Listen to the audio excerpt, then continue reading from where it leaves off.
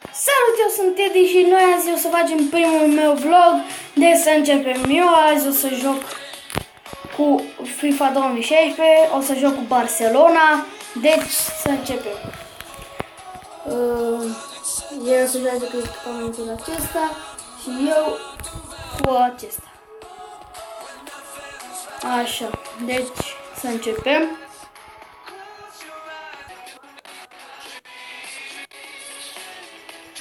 Deci, hai să începem. Aici FC Barcelona. Să jucăm. Cred că o să mă bată, nu știu.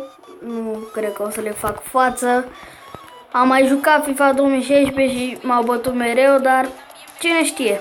Poate am o echipă de data asta mai bună și pot să-i bat.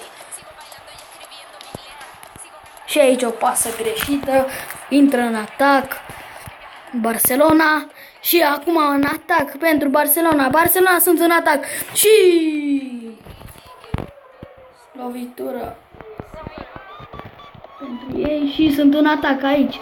Aici sunt în atac. Și ce șut? Suarez a dat un șut foarte frumos. Noi acum o să jucăm pase, fiindcă altfel nu putem să înaintăm deloc.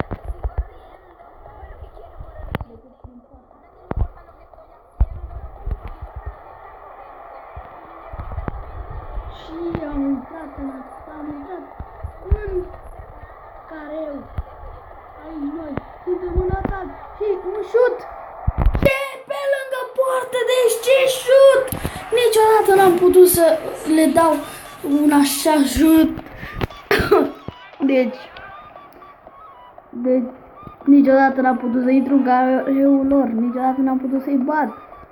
Și nici nu cred că o să-i bat. E 0-0, încă nu se știe. Poate îmi reușește un atac. Și aici e fault.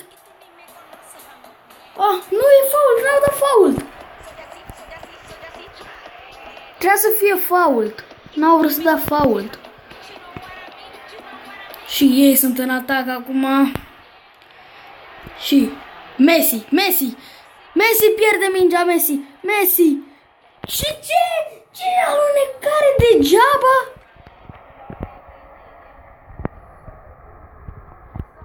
Și aici suntem în atac. Suntem în atac foarte frumos atacul. Și acum o pasă foarte frumoasă, o pasă iar și prea târziu, deci e prea târziu. Și acum bate Barcelona și recupera mingea, o pasă foarte. Și Iniesta se duce, pasă pentru Rakitic la Messi la Suarez, o centrare foarte urâtă. Aici prima repriză se încheie. Deci, hai să vedem ce se întâmplă în a doua repriză. Niciodată n-a fost 0-0 în prima repriză. M-au bătut la 2-0 sau 3-0 în prima repriză, dar niciodată 0-0. Și acum sunt în atac. Barcelona e în atac. Barcelona pierde mingea, Barcelona.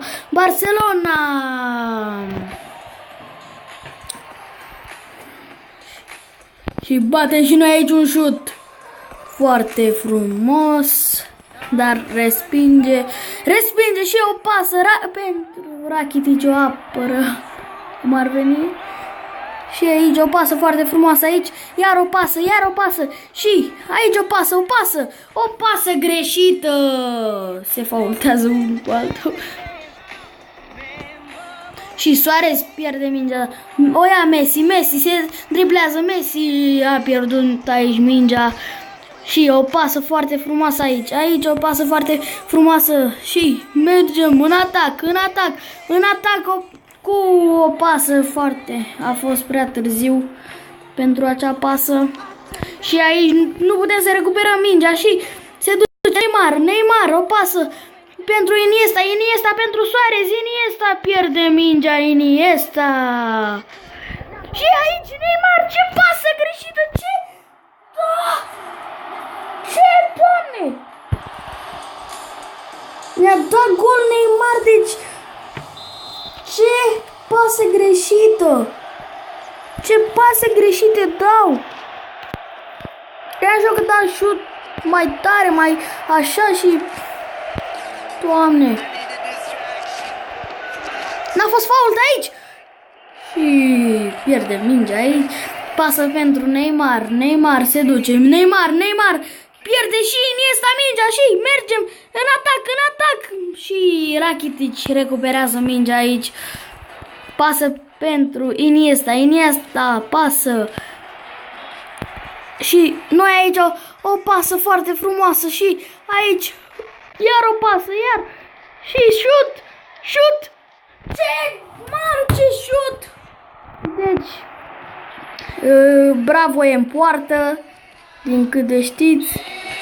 Și a doua repriză se termină 1-0, deci m-au bătut, eram sigur că o să mă bată. Neymar a dat un gol în minutul 76, deci cam asta a fost videoul de azi. Nu uitați să dați un like, un share, să vă abonați, deci pa, pa!